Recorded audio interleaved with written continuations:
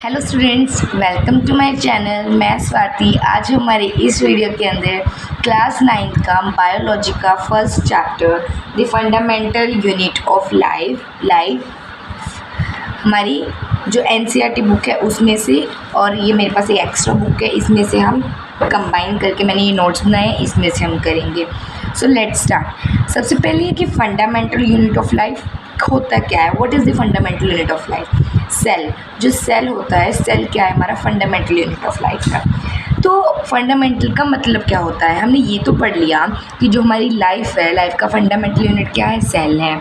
Okay, but fundamental होता क्या है? What is fundamental unit? ठीक है, फंडामेंटल होता है सबसे बेसिक होता है, जो बेसिक एंड इम्पोर्टेंट। ठीक है, मतलब जो सबसे बेसिक थिंग हो बट इम्पोर्टेंट भी उतनी ही हो। फॉर एन एग्जाम्पल के साथ आपको समझाते हैं। जैसे कि आपके स्कूल के अंदर टीचर्स होते हैं, वो आपको पढ़ाते हैं, राइट। तो अब टीचर है जो वो हमारे स्कूल के फंडामेंटल यूनिट हैं। फंडामेंटल यूनिट ऑफ स्कूल क्या है? हमारी टीचर्स है। वाई? बेसिक सा है, हमें पता है कि हाँ स्कूल में टीचर्स तो होती हैं, तो बेसिक सा है बट इम्पोर्टेंट भी है। विदाउट टीचर स्कूल का क्या कोई है? नहीं है। तो विदाउट टीचर स्कूल में पढ़ाई होगी? नहीं होगी। तो टीचर क्या है? Fundamental unit of the school. अब चलो टाइम नहीं वेस्ट करते हैं, चैप्टर को स्टार्ट करते हैं। सबसे पहले जो सेल है, इसको किसने डिस्कवर किया था? सेल को रॉबर्ट हुक ने डिस्कवर किया था। सेल को रॉबर्ट हुक ने डिस्कवर किया था। ठीक है, कब डिस्कवर किया था? रॉबर्ट हुक ने सेल को डिस्कवर किया था 1665 के अंदर। कब किया था? 1665 के अंदर डिस्कवर किया था। क्या हुआ था उस वक्त? एक इंसिडेंट हुआ था कि रॉबर्ट हुक ने क्या किया था, ओक ट्री जो होता है ना, ट्री का नाम है ओक ट्री होता है। ओक ट्री की कोक के अंदर, ओक ट्री की कोक क्या होती है, जो उसकी इस तरीके से हमारा ट्री होता है, तो जो इस तरीके से हमारा ट्री होता है, जो ट्री की होती है ना, उसे ओक बोलते हैं हम। ठीक है, वुड जो होती है उसे हम ओक बोलते हैं। तो उसने क्या किया, ओक ट्री को माइक्रोस्कोप के अंदर देखा, तो उसने अपना ही माइक्रोस्कोप बनाया, मतलब उसे अपना ही खुद का माइक्रोस्कोप बनाया, और उसके अंदर जो ओक ट्री है उसको ऑब्जर्व किया। तो उसने क्या देखा कि जो ओक ट्री है उसके अंदर छोटे छोटे स्ट्रक्चर्स हैं, छोटे छोटे रूम्स लाइक स्ट्रक्चर हैं। ठीक है, जैसे कि आपने हनी भी देखी होगी, मधुमक्खी का होता है, जो मधुमक्खी का छत्ता होता है उसके अंदर क्या होती है, छोटे छोटे से ना बॉक्स लाइक स्ट्रक्चर, छोटे छोटे रूम लाइक स्ट्रक्चर्स होते हैं कुछ इस तरीके से। तो इस तरीके का वहाँ पे क्या होता है, स्ट्रक्चर होता है ओक ट्री के अंदर। तो उसके बाद उसको क्या डिक्लेयर कर दिया गया, उसको सेल डिक्लेयर कर दिया गया। उन जो छोटे छोटे स्ट्रक्चर हैं, वो छोटे छोटे रूम्स हैं, उनको सेल बोल दिया गया। सेल ऐसे ही सेल नाम नहीं रख दिया। जो हमारे ये आपको एनसीईआरटी के अंदर भी गिवन है कि जो हमारा लैटिन की लैंग्वेज के अंदर सेल का मतलब क्या होता है, स्मॉल रूम्स। लैटिन के अंदर सेल का क्या मतलब होता है, स्मॉल रूम्स। उसके बाद है नेक्स्ट, जो सेल्स होते हैं वो क्या होते हैं, वो बिल्डिंग ब्लॉक्स होते हैं ह्यूमन बॉडी के अंदर। जो सेल्स होते हैं वो एक बिल्डिंग ब्लॉक्स होते हैं ह्यूमन बॉडी के अंदर। मतलब जो हमारी सारी ह्यूमन बॉडी है वो किससे बनी हुई होती है, सेल से बनी हुई होती है। एक बेसिक सा एग्जांपल लेते हैं, एक दीवार है जो आपके घर पे, वो किससे बनी होती है, एक ईंट रखी, फिर उसके ऊपर दूसरी ईंट, फिर तीसरी, फिर चौथी, ऐसे मतलब ईंटों के साथ बनी होती है, राइट। मैनी ईंटों के साथ, बहुत सारे ईंटों के साथ वो बनी होती है। इसी तरीके से जो ह्यूमन बॉडी है वो किसके साथ बनी होती है, सेल्स के साथ बनी हुई होती है। जो हमारे ऑर्गेनिजम्स होते हैं, ऑर्गेनिजम्स क्या होते हैं, लिविंग जो हमारे थिंग्स होती हैं उन्हें क्या बोलते हैं, ऑर्गेनिज्म। जो ऑर्गेनिजम्स होते हैं वो हमारे दो टाइप के होते हैं बेसिकली। एक होता है यूनिसेलुलर ऑर्गेनिजम्स और एक होता है मल्टी सेलुलर ऑर्गेनिजम्स। नाम से ही जैसे आपको पता चल रहा है, यूनी का मतलब होता है सिंगल, यूनी का मतलब होता है सिंगल, मल्टी का मतलब होता है मैनी। तो वन बाय वन दोनों को डिस्कस कर लेते हैं। जो यूनिसेलुलर मतलब वो वाले ऑर्गेनिज्म जो कि एक सिंगल सेल से बने हुए होते हैं। ठीक है, जो यूनिसेलुलर कौन से होते हैं, जो केवल एक सेल से बने हुए होते हैं, जैसे कि अमोइबा। अब अमोइबा की क्या होती है, जो शेप होती है वो इरेगुलर होती है, मतलब वो अपनी शेप को चेंज कर सकता है। ह्यूमन बॉडी अपनी शेप को चेंज कर सकती है कि अपनी स्किन को उखाड़ के इधर से उखाड़ के उधर लगा के ऐसे शेप चेंज, हाथ है हमारा यही शेप रहेगी, चेंज तो नहीं कर सकते। बट जो अमोइबा है वो अपनी शेप को कभी भी कैसे भी चेंज कर सकता है। ठीक है, तो अमोइबा है ना, जो वो एक सेल ही है पर्टिकुलरली, और जो वो एक सेल है वही सारे फंक्शंस को परफॉर्म करता है। अब बारी आ जाती है मल्टी सेलुलर की। Multi means many. तो जो मल्टी सेलुलर ऑर्गेनिजम्स है वो बहुत सारे सेल्स के साथ बने हुए होते हैं। जैसे कि एग्जांपल हो गया हमारी ह्यूमन बॉडी। हमारी बॉडी के अंदर एक सेल नहीं होते हैं, बहुत सारे सेल्स होते हैं, मिलियंस ऑफ द सेल होते हैं, ठीक है। तो उनके साथ हमारी बॉडी है जो वो बनी हुई होती है। और जो हमारी बॉडी के अंदर जो सेल्स होते हैं, जैसे अब अमोइबा है वो सिंगल सेलुलर है, तो सिंगल सेल उसके अंदर क्या होता है, डिवीजन ऑफ लेबर नहीं होता है, मतलब कि उसके अंदर कोई भी सारा जितना भी काम होता है पूरी बॉडी का, चाहे वो रेस्पिरेशन हो गया, रिप्रोडक्शन हो गया, ठीक है, जो भी कुछ हो गया सारा वो एक ही सेल परफॉर्म करता है। बट ह्यूमन बीइंग के अंदर मल्टी सेलुलर ऑर्गेनिजम्स के अंदर जो लेबर है उसे डिवाइड कर दिया जाता है। जैसे कि आपको एग्जाम्पल दे देते हैं, आपके एनसीईआरटी बुक के अंदर ये दिया हुआ है पेज नंबर 50 के ऊपर। जैसे कि ये हमारा मसल सेल हो गया, ठीक है, ब्लड सेल हो गया, नर्व सेल हो गया, फैट सेल हो गया, बोन सेल हो गया, ओवम हो गया, स्पर्म हो गया, इन सब के अलग अलग फंक्शंस होते हैं। तो लेबर है जो इनका काम है वो डिवाइड कर दिया जाता है।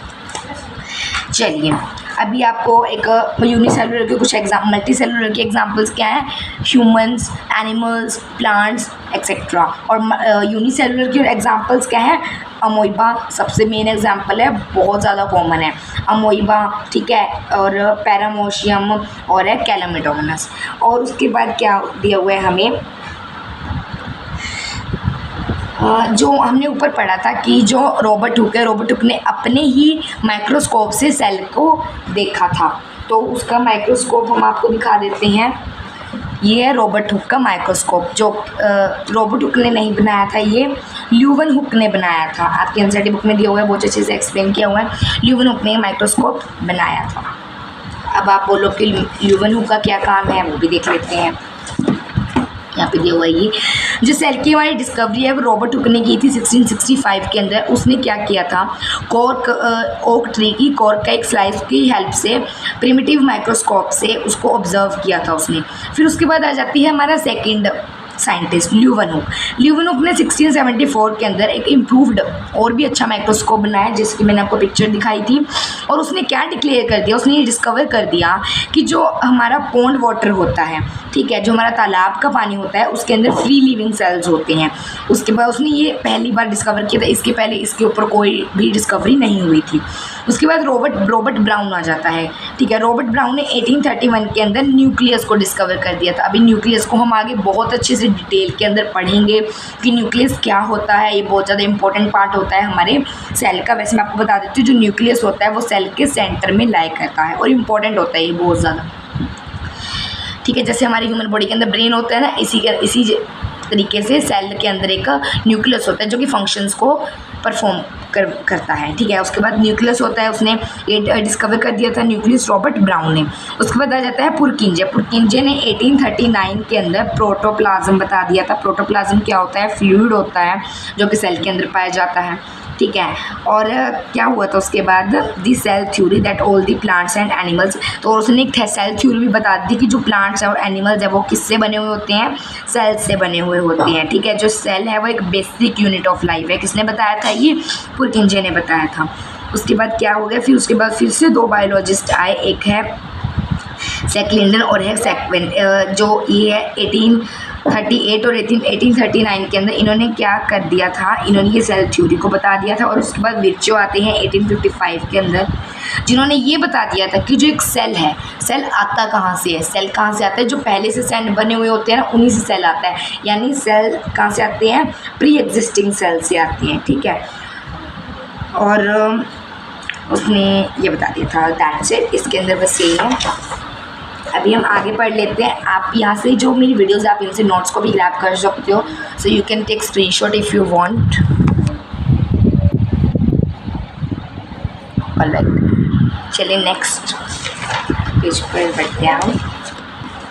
ऑलराइट, तो अब क्या होता है, अभी जो मल्टी सेलुलर आते हैं वो कहाँ से, एक सिंगल सेल से बने हुए होते हैं। अब आप बोलो कि आपने तो बोला था कि जो मल्टी सेलुलर ऑर्गेनिजम्स होते हैं वो बहुत सारे सेल से बने होते हैं, सही बोला मैंने। बट अभी हमने ये भी पढ़ा कि जो एक न्यू सेल है वो कहाँ से बनता है, पहले वाले सेल से। जो पहले सेल होता है, प्री एग्जिस्टिंग सेल होता है, उसी से बनते हैं, राइट। तो इसी अब एक सेल है, एक जैसे ये है, एक सेल है, फिर इस सेल से आगे प्री एग्जिस्टिंग सेल से और बहुत सारे सेल्स बने, फिर और बहुत सारे सेल से एक ऑर्गेनिज्म डेवलप हुआ। तो एक सिंगल सेल से ही मल्टी सेलुलर ऑर्गेनिज्म होता है वो बनता है। क्लियर है ये। तो ये आ गया, जो न्यू सेल्स होते हैं वो कहाँ से बनते हैं, प्री एग्जिस्टिंग सेल से बनते हैं। उसके बाद क्या आता है हमारा, क्या क्वेश्चन राइज होता है कि जो मल्टी सेलुलर ऑर्गेनिज्म होते हैं क्या वो एक ही तरह के सेल से बने हुए होते हैं। मतलब ये तो हो गया कि बहुत सारे सेल से बने होते हैं, बट क्या वो सारे एक ही तरह के सेल होते हैं। शेप, साइज, वर्क के सब कुछ उनका सेम होता है, सेम तरह के सेल होते हैं। तो इसका आंसर आ जाता है नो। जो मल्टी सेलुलर ऑर्गेनिज्म होते हैं वो अलग अलग तरह के सेल से बने हुए होते हैं, जैसे कि हमने एनसीईआरटी बुक में से भी पढ़ा था, मसल सेल से, ब्लड सेल से, नर्व सेल से, बोन सेल से, फैट से, स्पर्म से एंड ओवम से, अलग अलग तरीके के सेल से बने होते हैं। तो जो ये सेल होते हैं ये तो हमने पढ़ लिया कि हाँ अलग अलग तरह के होते हैं, सेम तरह के नहीं होते हैं। तो क्या इनका जो शेप होता है और जो इनका साइज़ होता है वो डिफरेंट क्यों होता है। हर एक सेल का शेप, अभी हमने यहाँ पे देखो इसका साइज़ क्या है, इसका क्या है, सबका अलग अलग साइज़ है। तो ऐसा क्यों होता है, अलग अलग साइज़ होता क्यों है। तो जो हमारा सेल होता है, सेल की शेप और उसका साइज़ इस पर डिपेंड करता है जो वो फंक्शन परफॉर्म करता है, जो उसका काम होता है, जो वो फंक्शन परफॉर्म करता है, राइट, उस पर वो डिपेंड करती है सेल की शेप एंड उसका साइज़। अब आपको एग्जांपल दे देते हैं इसकी मसल सेल जो होती है। अच्छा, मसल सेल में हम एक एग्जांपल ले लेते हैं, हमारी जो बैकबोन होती है, राइट, जो हमारी बैकबोन होती है वो बिल्कुल स्ट्रेट होती है। तो उसका फंक्शन क्या है, हमारी बॉडी को स्ट्रेट रखना। तो अब उसका फंक्शन क्या है, हमारी बॉडी को स्ट्रेट रखना। इसी कारण जो उसकी शेप क्या है, बिल्कुल स्ट्रेट है, ठीक है। इसी तरीके से जो हमारे सेल्स होते हैं उनकी शेप और साइज़ किस पे डिपेंड करता है, उनके फंक्शन पे जो वो परफॉर्म करते हैं। ओके, अब उसके बाद आ जाता है division of work in this cell.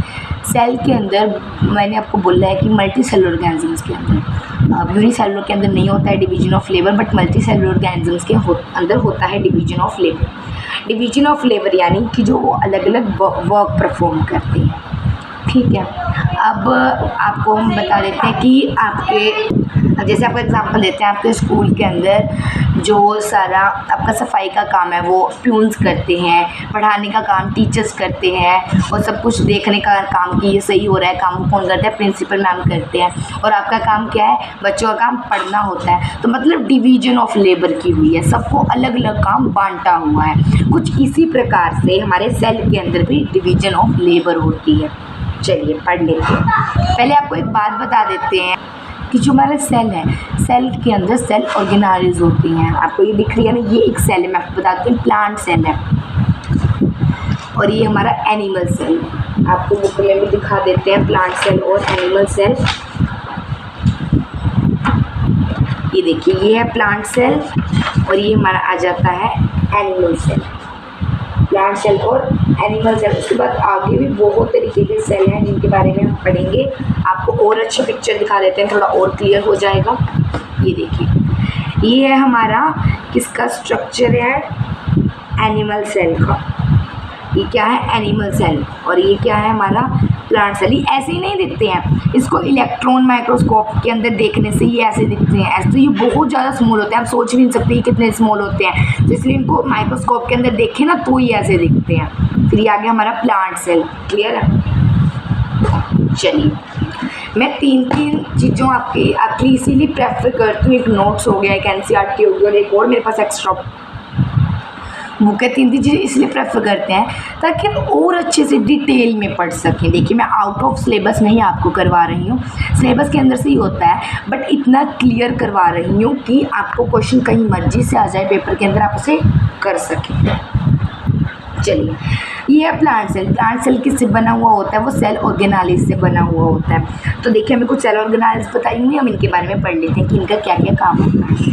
जैसे प्लास्टिड्स हो गया, प्लास्टिड्स क्या करते हैं, फोटोसिंथेसिस के अंदर मदद करते हैं। आपने पढ़ा होगा अपनी पुरानी छोटी क्लासेस में, फोटोसिंथेसिस क्या होता है, जब प्लांट कार्बन डाइऑक्साइड की हेल्प से अपना खाना बनाते हैं, उनकी क्या बोलते हैं, फोटोसिंथेसिस बोलते हैं। तो ये प्लास्टिड्स होते हैं जो ये क्या कहते हैं, फोटोसिंथेसिस के अंदर हेल्प करते हैं। और जो ये प्लास्टिड्स होती हैं आगे दो टाइप के होते हैं, वो भी हम आगे पढ़ेंगे, जो कि आगे बहुत ज़्यादा डिटेल में बताया हुआ है, वो भी हम पढ़ेंगे, ठीक है। तो चलो अभी आगे करते हैं हम। जो प्लास्टिड्स होते हैं ये क्या करते हैं, फोटोसिंथेसिस में हेल्प करते हैं। जो न्यूक्लियस होते हैं ये क्या करते हैं, सारी एक्टिविटीज़ कंट्रोल करते हैं। जैसे मैंने आपको पहले भी एग्जांपल दिया था, जैसे हमारी ह्यूमन बॉडी के अंदर जो ब्रेन है वो सारी एक्टिविटीज़ को कंट्रोल करता है, उसी तरीके से न्यूक्लियस सारी एक्टिविटी को कंट्रोल करते हैं एक सेल के अंदर। इन शॉर्ट आप बोल सकते हो कि सेल जो न्यूक्लियस है वो एक सेल का ब्रेन है, ब्रेन वाला फंक्शन करता है, ठीक है। उसके बाद एंडोप्लाज्मिक रेटिकुलम आता है। थोड़ा नाम से क्या लग रहा है कि यो इतना बड़ा नाम, तो कॉम्प्लिकेटेड है, राइट। तो इसके बारे में आगे बहुत डिटेल में बताया गया है। एंडोप्लाज्मिक रेटिकुलम 2 टाइप का होता है, स्मूथ एंडोप्लाज्मिक रेटिकुलम और rough endoplasmic reticulum. Smooth endoplasmic reticulum का काम फैट बनाना होता है और रफ एंडोप्लाज्मिक रेटिकुलम का प्रोटीन बनाना होता है। बहुत डिटेल में आगे दिया हुआ है, तो हम आगे पढ़ेंगे। एक बार हम इसका आगे हम बहुत डिटेल में इसके बारे में पढ़ेंगे, तो क्लियर होता जाएगा जैसे जैसे हमारा चैप्टर खत्म होगा। उसके बाद है माइटोकॉन्ड्रिया। माइटोकॉन्ड्रिया क्या करता है, ये एनर्जी को प्रोड्यूस करता है, एनर्जी बनाता है। ये कहाँ से लेके आता है एनर्जी, जो फूड हम लेते हैं ना उनसे एनर्जी ग्रैब करता है। तो ठीक है, उनसे हमारी एनर्जी प्रोड्यूस करता है, इसलिए इसको क्या बोलते हैं, पावर हाउस भी बोलते हैं माइटोकॉन्ड्रिया को। वैक्यूल्स आ जाते हैं। वैक्यूल्स क्या करते हैं, वैक्यूल्स हमारा फूड स्टोर करते हैं, ठीक है, और भी मटेरियल को ये स्टोर करते हैं। एक आपको डिफरेंस बता देती हूँ मैं अभी। जो प्लांट सेल है, प्लांट सेल के अंदर जो वैक्यूल्स होते हैं वो बड़े होते हैं साइज़ के अंदर, वेरेस जो हमारा एनिमल सेल होता है उसके अंदर जो वैक्यूल्स होते हैं वो छोटे छोटे टाइनी से होते हैं। Is that clear. उसके बाद है गोल्जी एपरेटस। जो गोल्जी एपरेटस होता है वो क्या करता है, डिस्पैच सेंटर बोला जाता है गोल्जी एपरेटस को। जो भी हमारा स्मूथ एंडोप्लाज्मिक रेटिकुलम और रफ एंडोप्लाज्मिक रेटिकुलम क्या करते हैं, वो प्रोटीन और फैट बनाते हैं। आगे हम पढ़ेंगे डिटेल में। अभी आप यही समझ लो कि जो गोल्जी एपरेटस होता है उसे डिस्पैच सेंटर बोलते हैं, क्योंकि जो वो फैट है, प्रोटीन है और भी बहुत सारा सामान है वो कहाँ पे जाता है, गोल्जी एपरेटस के पास जाता है। वो उसे वहाँ पे से पैक करके मॉडिफिकेशंस करके उसे डिस्पैच कर देते हैं जहाँ पर उसकी नीड होती है। आगे हम डिटेल में पढ़ेंगे। एक बार अब मैं आपको ओवरव्यू सा दे रही हूँ। उसके बाद आ जाता है हमारा साइटोप्लाज्म। साइटोप्लाज्म क्या होता है, एक लिक्विड होता है जो कि सेल के अंदर पाया जाता है। सेल ऑर्गेनालिज क्या होते हैं, जो ये हमने पढ़ा ना अभी, plastids, nucleus, endoplasmic reticulum, mitochondria, vacuoles, Golgi apparatus, ये क्या है, सब ये सेल ऑर्गेनालिज है। अब हम पढ़ लेते हैं एक बार एनिमल सेल को। तो ज़्यादा डिफरेंस नहीं होता है प्लांट सेल और एनिमल सेल के अंदर, बट कुछ जो हमारे सेल ऑर्गेनालिज होते हैं वो कुछ डिफरेंट होती हैं, ठीक है, जो प्लांट सेल के अंदर ज़्यादा होती हैं। ये आता है, देखो इसके अंदर गोल्जी एपरेटस, जिसको डिस्पैच सेंटर बोल जाती है, क्या करते हैं, पैकिंग करता है और डिस्ट्रीब्यूट कर देता है मटेरियल को। Smooth endoplasmic reticulum fat factory बोलते हैं इसको, क्यों, क्योंकि यहाँ पे फैट बनता है। Rough endoplasmic reticulum protein factory बोलते हैं, क्योंकि यहाँ पे प्रोटीन बनता है। वैक्यूल्स को क्या बोलते हैं, स्टोरेज बैग्स होते हैं, यहाँ पे मिनरल्स, फूड वगैरह वगैरह स्टोर होता है। लाइसोसोम क्या बोलते हैं, इनको सुसाइड बैग्स बोलते हैं, क्योंकि ये क्या करता है, मान लो हमारा सेल है, सेल क्या हो गया है हमारा, ख़राब हो गया है, ठीक है, या फिर कोई भी बाहर से सेल के बाहर से कोई भी फॉरेन मटेरियल आ जाता है सेल के अंदर जो कि सेल को नहीं चाहिए होता है, तो फिर लाइसोसोम क्या करते हैं, उनको मार देते हैं, ठीक है, उनको डाइजेस्ट कर लेते हैं। तो इसलिए उनको क्या बोलते हैं, सुसाइड बैग्स बोलते हैं। डोंट वरी, जो ये सेल ऑर्गेनाइजर है आगे हम डिटेल में पढ़ेंगे। हमारी एनसीईआरटी में बहुत डिटेल में इसको ऊपर दिया हुआ है, बहुत बड़ा बड़ा पैराग्राफ, तो वहाँ पे हम पढ़ेंगे। माइटोकॉन्ड्रिया हमने पढ़ लिया, पावर हाउस बोला जाता है क्योंकि ये फूड से एनर्जी को प्रोड्यूस करता है। आई होप यहाँ तक आपको क्लियर होगा। आगे पढ़ लेते हैं। तो जो सेल है, सेल के पास सेल ऑर्गेनाइज क्यों होती हैं, तो सेल के अंदर बहुत सारी केमिकल एक्टिविटीज़ होती हैं, ठीक है, सेल के अंदर बहुत सारी केमिकल एक्टिविटीज़ होती हैं। और जो ये केमिकल एक्टिविटीज़ होती हैं इन्हें डिफरेंट कंडीशंस चाहिए होती हैं अपनी मशीनरीज़ को करने के लिए, ठीक है, अपनी केमिकल एक्टिविटीज़ को करने के लिए। और जो ये सारी जो रिएक्शंस हैं ये साइटोप्लाज्म के अंदर नहीं हो सकती हैं, तो इसीलिए इनको ज़रूरत होती है सेपरेट ऑर्गेनालिज की। सारी इकट्ठी साइटोप्लाज्म नहीं हो सकती, इसलिए इनको अलग अलग ऑर्गेनालिज दे दी जाती हैं सेल के द्वारा, ठीक है। तो जो ये केमिकल एक्टिविटीज़ होती हैं, ठीक है, सॉरी, जो ये सेल ऑर्गेनालिज होती हैं ये इन केमिकल एक्टिविटीज़ को एक दूसरे से सेपरेट करके रखती हैं, ठीक है। और इनको सेपरेट करने के लिए कौन हेल्प करता है, सेल मेम्ब्रेन हेल्प करती है। इसके बारे में हम आगे में बहुत अच्छे से पढ़ेंगे। सेल मेम्ब्रेन क्या होती है, एक बाउंड ऑर्गेनाइज होती है, बाउंड करके रखती है। ये क्या होती है, आप बोल सकते हो बाउंड्री होती है ये एक तरह से सेल ऑर्गेनाइज की। आगे हम पढ़ेंगे, डोंट वरी। उसके बाद आ जाता है कि जो ये जो ये ऑर्गेनालिज है इनको क्या बोला जाता है, सेल ऑर्गेनालिज। हम ऑलरेडी पढ़ चुके हैं, राइट। चलिए आगे कर लेते हैं। नेक्स्ट क्वेश्चन क्या है, कि क्या जो ये सेल ऑर्गेनाइज्म हम इसको कंपाउंड माइक्रोस्कोप के अंदर देख सकते हैं। अब आपको मेरे मैम कंपाउंड माइक्रोस्कोप क्या होता है आप बता देते हैं। ये आपको आपके एनसीईआरटी बुक के फर्स्ट पेज पे इस चैप्टर के फंडामेंटल यूनिट ऑफ लाइफ के फर्स्ट पेज पे भी दिया हुआ है। आपको दिखा देती हूँ मैं आपको, ये देखिए, ये है हमारा कंपाउंड माइक्रोस्कोप। इलेक्ट्रॉन माइक्रोस्कोप भी आपको दिखा देते हैं। ये है कंपाउंड माइक्रोस्कोप। ये जो जितने भी इसके फीचर्स हैं हायर क्लासेस में आप इनमें डिटेल में करेंगे, बट एक बार आप इन्हें देख सकते हो, इनका फंक्शन समझ सकते हो। और ये है हमारी इलेक्ट्रॉन माइक्रोस्कोप। ये कुछ इस तरीके से दिखते हैं रियल लाइफ में, ये तो ड्राइंग होगी ना, ये रियल लाइफ में कुछ इस तरीके के दिखते हैं। तो इलेक्ट्रॉन माइक्रोस्कोप में देखा जाता है इन सेल ऑर्गेनाइज्म को। तो क्वेश्चन क्या है हमारा कि क्या जो ये सेल ऑर्गेनाइज्म हम इनको कंपाउंड माइक्रोस्कोप के अंदर देख सकते हैं? नहीं, तो ये सेल ऑर्गेनाइज्म हम इनको कंपाउंड माइक्रोस्कोप के अंदर नहीं देख सकते, बट ये सेल ऑर्गेनाइज्म हम इनको इलेक्ट्रॉन माइक्रोस्कोप के अंदर देख सकते हैं। तो आप इन दो पेजेस के जल्दी से स्क्रीनशॉट ले लीजिए अगर आपको चाहिए तो। वेट,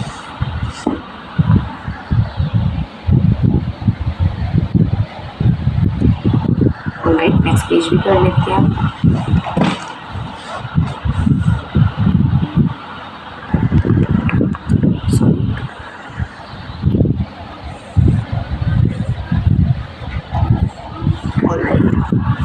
चलिए नेक्स्ट पेज कर लेते हैं। आई होप कि आपको यहाँ तक समझ आ गया हो। ये चैप्टर बहुत बड़ा है, देखिए इसमें बहुत ज़्यादा टाइम लगेगा, बट डोंट वरी, हम 2 वीडियोस में इसको कंप्लीट कर लेंगे। उसके बाद आ जाता है कि जो सेल है, सेल का इंटरनल स्ट्रक्चर क्या होता है, सेल के अंदर क्या होता है, देख लेते हैं। Plasma membrane. प्लाज्मा मेम्ब्रेन क्या होती है? आप बोलो कि मैम हमने तो अभी इसके बारे में थोड़ा मोटा भी नहीं पढ़ा है। तो पढ़ा है हमने, सेल मेम्ब्रेन पढ़ा है ना, सेल मेम्ब्रेन को ही प्लाज्मा मेम्ब्रेन कहते हैं। तो जो ये सेल है, अगर हम इसको कंपाउंड माइक्रोस्कोप के अंदर देखें तो हमें इसकी 3 लेयर्स दिखती हैं। तो हमें इसकी 3 लेयर्स दिखते हैं, आपको भी दिखा देते हैं वो 3 लेयर्स। ये रही, सबसे बीच वाला क्या है? न्यूक्लियस। उसके बाद उसके बाहर वाला जो ये है, यहाँ पे क्या प्रेजेंट होता है? यहाँ पे प्रेजेंट होता है एक लिक्विड फ्लूइड, जिसको हम क्या बोलते हैं? साइटोप्लाज्म। उसके बाद एक यहाँ पे मेम्ब्रेन होती है, जिसको हम क्या बोलते हैं? सेल मेम्ब्रेन और प्लाज्मा मेम्ब्रेन। उसको बताया जाता है प्लाज्मा और सेल मेम्ब्रेन। इसको हम सिलेक्टिवली परमिएबल मेम्ब्रेन भी कहते हैं। कितने सारे नाम है ना इसके, है ना? आपको भी तो घर पे सब बोलते हैं चिंटू मिंटू, राइट? तो इसी तरह से सेल मेम्ब्रेन और प्लाज्मा मेम्ब्रेन के भी बहुत सारे नाम हैं। चलिए फिर नाम को भी कर ले, इनको भी कर लेते हैं। ये क्यों रखे जाते हैं इनके नाम? अच्छा, प्लाज्मा मेम्ब्रेन और सेल मेम्ब्रेन तो ठीक है, अब इसको सिलेक्टिवली परमिएबल मेम्ब्रेन भी कहा जाता है। इसको सिलेक्टिवली परमिएबल मेम्ब्रेन क्यों कहा जाता है, आगे हम पढ़ते हैं। तो जो ये है ना, ये सारा इसी के बारे में, इसको भी पढ़ेंगे। सबसे पहले ये 2 पॉइंट्स क्लियर कर लेते हैं, राइट? टर्न बाय टर्न चलना होता है ना हमें, सीधा जंप तो ना करेंगे हम। चलिए पढ़ लेते हैं। जो प्लाज्मा मेम्ब्रेन होती है, इसका क्या काम होता है? जो प्लाज्मा मेम्ब्रेन होती है, जो सेल होता है ना, सेल के अंदर हमने पढ़ा है भी बहुत सारी सेल ऑर्गेनाइज होती हैं। तो जो भी मटेरियल सेल के अंदर होता है ना, उसको कौन प्रोटेक्ट करता है? प्लाज्मा मेम्ब्रेन प्रोटेक्ट करती है। Plasma membrane protects the inner compound of the cell. Plasma membrane inner, जो अंदर वाला सारा जितना भी सामान होता है ना हमारा सेल का, उसे वो प्रोटेक्ट करके रखती है। जो प्लाज्मा मेम्ब्रेन होती है, इसकी क्या करती है? जो हमारे फॉरेन मटेरियल्स होते हैं, बाहर से मटेरियल्स आते हैं, उनकी एंट्री करवाती है, उनकी एंट्री को कंट्रोल करते हैं कि जो तो इम्पोर्टेंट है सेल के लिए उसे तो अंदर आने दो, जो इम्पोर्टेंट नहीं है, जो डैमेज करने आया सेल को, उसे गेट लॉस्ट कर दो, बाहर निकाल दो सेल के। इसलिए कौन कंट्रोल करते हैं? जैसे कि हमारे घर के बाहर, हमारे स्कूल के बाहर कौन रहते हैं? हमारे सिक्योरिटी गार्ड्स रहते हैं। तो सिक्योरिटी गार्ड्स का जो काम होता है वही सेम काम सेल मेम्ब्रेन का होता है, ठीक है? तो ये क्या करता है? सेल जो फॉरेन मटेरियल्स होते हैं उनकी एग्जिट और उनकी अंदर आना और बाहर जाना को कंट्रोल करके रखते हैं। ये क्या करते हैं? सिर्फ ये सिलेक्टेड मटेरियल को ही अंदर आने की परमिशन देते हैं। अभी कोई ऐसे ही ऐरा गैरा कोई नहीं आ सकता अंदर। जैसे कि एग्जांपल देते हैं आपको कार्बन डाइऑक्साइड और ऑक्सीजन की। जो ऑक्सीजन है वो इम्पोर्टेंट है सेल के लिए, तो उसे अंदर आने देती है। बट जो कार्बन डाइऑक्साइड है वो इम्पोर्टेंट नहीं है, वो क्यों आया सेल के अंदर? उसको डैमेज करने के लिए, तो उसे वो गेट लॉस्ट कर देती है, राइट? आईडी प्रूफ चेक करती है, हम बोल सकते हैं, ठीक है? चलिए, तो जो प्लाज्मा मेम्ब्रेन होते हैं वो इसको सिलेक्टिवली परमिएबल मेम्ब्रेन जो कहा जाता है। क्यों? क्योंकि सिर्फ सिलेक्टेड मेम्ब्रेन्स और मटेरियल्स को ही अंदर आने देती है, ये किसी को भी अंदर आने नहीं देती। जो भी सिलेक्टेड होते हैं, जो भी ज़रूरी होते हैं हमारे सेल के लिए सिर्फ उन्हें ही वो अंदर आने देती है। ऑलराइट, आगे पढ़ते हैं। अब नेक्स्ट आ जाता है कि जो हमारा अभी हम देख लेते हैं कि जो सेल है, सेल के अंदर मटेरियल्स का एक्सचेंज कैसे होता है। सेल और सेल के सराउंडिंग में जो मटेरियल है, जितने भी हमारे होते हैं, जैसे कार्बन डाइऑक्साइड हमने और उसका ऑक्सीजन का भी एग्जांपल लिया था, उनका एक्सचेंज कैसे होता है। तो जो ये गैसेस का एक्सचेंज बाहर से और अंदर सेल के गैस किस प्रोसेस की मदद से होता है, डिफ्यूजन। ठीक है, तो किसकी हेल्प से होता है, डिफ्यूजन की हेल्प से होता है गैसेस का एक्सचेंज सेल के अंदर। ऑलराइट, अभी जो कॉन्सेंट्रेशन का बहुत ज़्यादा रोल होता है गैसेस और वाटर के एक्सचेंज के अंदर, आगे हम पढ़ेंगे वाटर को भी क्या बोलते हैं। जो क्या होता है, जो गैसेस होती हैं वो high concentration to low concentration में मूव करती हैं। आपको एग्जांपल भी दे देते हैं। मनी है, मान लो एक रिच पर्सन है और एक है पुअर पर्सन, तो जो मनी को कहाँ जाना चाहिए, रिच से पुअर में ही जाना चाहिए, राइट, ताकि दोनों एवरेज हो जाए। इसी तरीके से गैस क्या करती है, हाई कॉन्सेंट्रेशन से लो कॉन्सेंट्रेशन में मूव करती है ताकि जो बैलेंस है वो इक्वल हो जाए। तो इसी को क्या बोलते हैं हम, डिफ्यूजन बोलते हैं। Concentration of the gases outside the cell is the high compare to the inside. The oxygen molecules enter the cell through the membrane called diffusion. ठीक है, प्लाज्मा मेम्ब्रेन के थ्रू जो ऑक्सीजन होता है वो सेल के अंदर आ जाता है और इसी क्या बोलते हैं, डिफ्यूजन बोल देते हैं। चलिए जल्दी से इसका स्क्रीनशॉट ले लीजिए अगर आपको चाहिए तो। और आगे चलते हैं।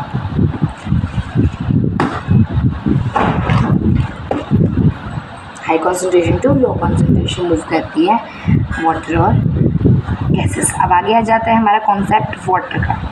तो एक और फिनोमिना है जिससे कि वाटर का एक्सचेंज होता है सेल के और सराउंडिंग के बीच में। अभी जो ये वाटर है, राइट, वाटर का या फिर किसी भी मटेरियल का ट्रांसफ़र करने के लिए सेल के अंदर किसकी हमें ज़रूरत होती है, एनर्जी की ज़रूरत होती है। ठीक है, तो जो हमारा प्लाज्मा मेम्ब्रेन का स्ट्रक्चर होता है वो केवल और केवल इलेक्ट्रॉन माइक्रोस्कोप के थ्रू ही देखा जा सकता है। जो हमारी प्लाज्मा मेम्ब्रेन होती है ये कार्बन कंपाउंड से बनी हुई होती है, और कार्बन कंपाउंड्स कौन से हैं, लिपिड्स और प्रोटीन्स हैं। वो कार्बन कंपाउंड्स कौन से हैं, लिपिड्स और प्रोटीन। अब उसके बाद आ जाता है ये हमारा, जैसे सेल आपको दिखाया गया है, ये अमोइबा दिखाया गया आपको।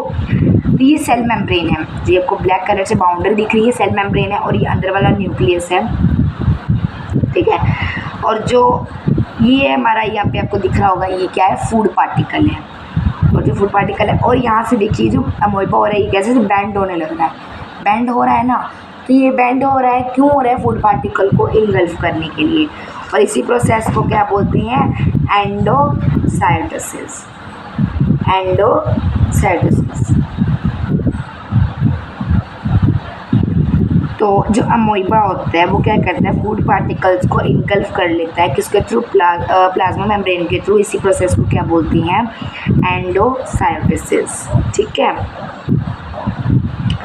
उसके बाद नेक्स्ट आ जाता है सेल वॉल एंड न्यूक्लियस। अब सेल वॉल क्या होता है, अभी हमने प्लाज्मा मेम्ब्रेन तो पढ़ लिया, सेल वॉल क्या होता है। देखो, जो हमारा एनिमल होता है वो उसके पास क्या होता है, सेल मेम्ब्रेन होती है। ठीक है, प्लाज्मा मेम्ब्रेन होती है। बट जो प्लांट होता है वो भाई बहुत ज़्यादा इम्पोर्टेंट है। अब प्लांट के पास तो पता नहीं कौन से हीरा जवाहरात है ना, कि वो क्या करता है, वो दो सिक्योरिटी गार्ड्स को रखता है। एक तो उसके पास होगी सेल मेम्ब्रेन, और एक वो क्या करता है, सेल वॉल को भी रखता है। ठीक है, सेल वॉल को भी रखता है। ठीक है, तो क्या करता है, सेल वॉल को भी रखता है। ठीक है, उसके बाद है जो डबल प्रोटेक्शन होती है हमारी प्लांट्स के पास। जो हमारे प्लांट्स हैं उनके पास जो सेल वॉल होती है ना, वो सेलुलोज से बनी हुई होती है, और वो क्या करती है, वो प्लांट को स्ट्रेंथ देती है, भाई ताकत देती है। ठीक है, तो कई बार क्या होता है, जो प्लांट होता है वो प्लाज्मोलाइसिस हो जाता है। प्लाज्मोलाइसिस क्या होती है, अभी आगे आता है ना ये क्वेश्चन, देखो प्लाज्मोलाइसिस क्या होता है, पढ़ेंगे अभी भी हम प्लाज्मोलाइसिस क्या होता है। तो पहले एक बात सुनो मेरी, जो ये सेल वॉल होता है ना, ये रिजिड होता है, मतलब कि थोड़ा ताकतवर, थोड़ा नहीं बहुत ताकतवर होता है, ये सेल को टूटने नहीं देता है। अब आपने एक एग्जांपल लिया होगा, जैसे हमारी ह्यूमन बॉडी है, ठीक है, ये ह्यूमन बॉडी है। अभी हम इसको जैसे ऐसे टच कर रहे हैं, दबा रहे हैं, थोड़ा सा ये कांटेक्ट हो रहा है ना, हो रहा है थोड़ा सा, मतलब है ना, तो रिजिड नहीं है इतना, इतना रिजिड नहीं है। बट अगर हम सिमिलरली एक प्लांट को ले लें, ठीक है, सिमिलरली अगर हम एक प्लांट को ले लें, ऑलराइट, तो ये देखिए अभी ये हमारा एक प्लांट है, अभी ये क्या है, रिजिड है, बिल्कुल ताकतवर है।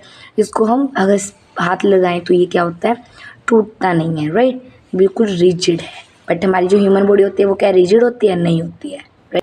अब एक और एग्जांपल ले लेते हैं, ये प्लांट है, इसकी भी जो क्या है, हमारी ये बॉडी है बिल्कुल रिजिड है, राइट, बिल्कुल ताकत लगाएं तो भी ये कॉन्ट्रैक्ट नहीं हो रही है, बट हमारी ह्यूमन बॉडी नहीं होती है। तो इसका रीज़न अब हम पढ़ते हैं, अभी देखें। तो अब आपने देखा ना कि जो हमारा प्लांट होता है ना वो बिल्कुल स्ट्रॉन्ग होता है, ताकतवर होता है, वो कॉन्ट्रैक्ट नहीं होता है। क्यों नहीं वो कॉन्ट्रैक्ट होता है, क्योंकि उसके अंदर सेल वॉल भी होती है। तो सेल वॉल क्या होती है, रिजिड होती है बिल्कुल।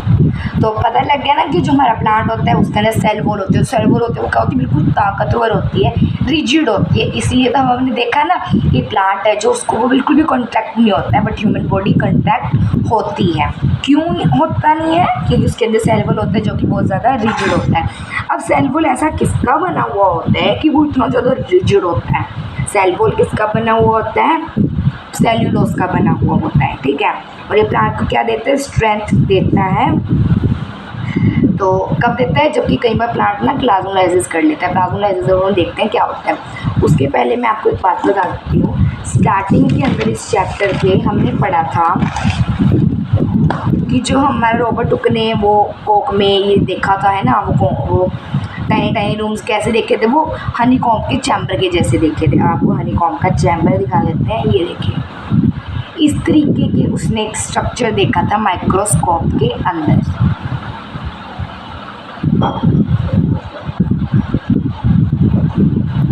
इस तरीके का उसने स्ट्रक्चर देखा था माइक्रोस्कोप के अंदर कि जो हमारी वो होता है कोक होता है वो इस तरीके का बना हुआ होता है अंदर से, ठीक है, इस तरीके के चैम्बर्स होते हैं, ठीक है। मैं स्पेशली आपके लिए ये तोड़ के लेके आई हूँ, ठीक है। हनी बी का जो छत्ता होता है तो वो इस तरीके का बना हुआ होता है, ठीक है। ऐसे ब्लॉक्स होते हैं उसके अंदर, दिख रहा है आपको अच्छे से, इस तरीके का उसके अंदर ब्लॉक्स होते हैं, ठीक है, ये वाले। और इनको क्या बोलते हैं, सेल्स उन्होंने डिक्लेयर कर दिया था, ठीक है। ये तो अंदर से खाली हैं बट वो भरे हुए होते हैं, ठीक है।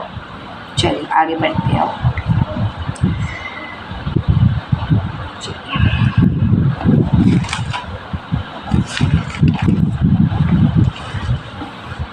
अब प्लाज्मोलाइसिस पे आ गए थे हम। प्लाज्मोलाइसिस क्या होता है, देखिए,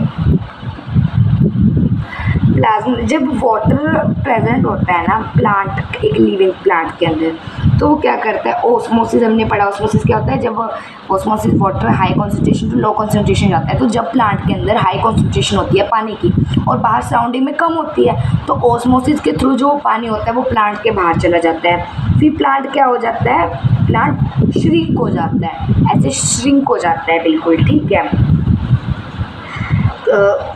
तो श्रिंक होने के बाद क्या होता है, तो ऐसे श्रिंक होता है तो इसको क्या बोलते हैं, प्लाज्मोलाइसिस बोल देते हैं। तो वो इससे हेल्प करता है। और अब अगर मान लो कि सराउंडिंग में पानी ज़्यादा है और प्लांट के अंदर कम है, तो क्या होएगा, ओस्मोसिस के थ्रू प्लांट के अंदर ज़्यादा पानी आ जाएगा, तो प्लांट क्या करेगा, फूल जाएगा बिल्कुल, है ना, मोटा गुब्बारे के जैसा हो जाएगा। तो जब वो मोटा हो जाएगा तो एक ऐसी सिचुएशन आएगी, ऐसा टाइम आएगा कि वो ब्लास्ट होने की कंडीशन पे आ जाएगा। एग्जांपल लेते हैं बैलून की। बैलून के अंदर आप हवा भरो बट अगर ज़्यादा एक्सेसिव और हवा हो गई तो वो क्या हो जाता है, ब्लास्ट हो जाता है। तो इसी ब्लास्ट को जो हमारा सेल वॉल होती है वो बचाती है प्लांट को ब्लास्ट होने से, प्लांट को नहीं, सेल को ब्लास्ट होने से।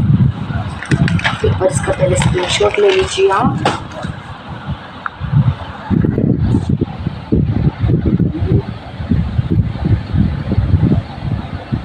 ऑलराइट, चलिए आगे लेते हैं।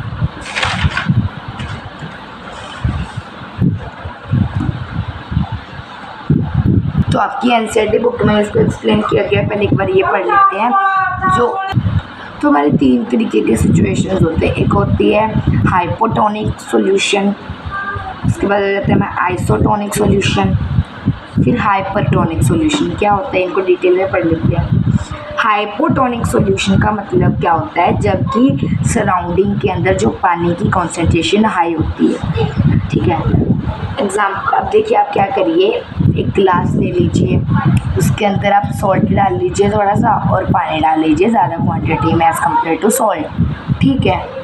तो अब ना उसके अंदर आप कोई भी सेल डाल दीजिए, एग डाल दीजिए, ठीक है।